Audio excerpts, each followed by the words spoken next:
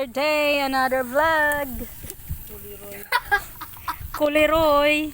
So, andito kami sa Payaw again. Kami ay mangaligo ulit. Magpipiknik. At ito ang aming chef. Si Manang Tilay.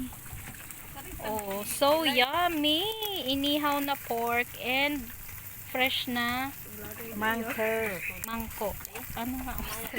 Yung mangko. Tulingan. Vlogger na Joy. Yay! Thank you, Lord. It's Friday.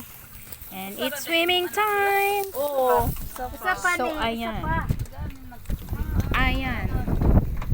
Ang ganda ng view. Nakaka-relax. Nakakantanggal ng problema sa buhay.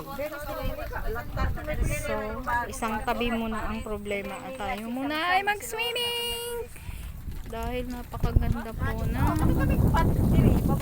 dagat. Amazing. At si Sheila nag-iihaw. Si Madam Liling ang aming CEO. Ayun. Rest day niya ngayon, wala siyang suman. So, ayan. Bye!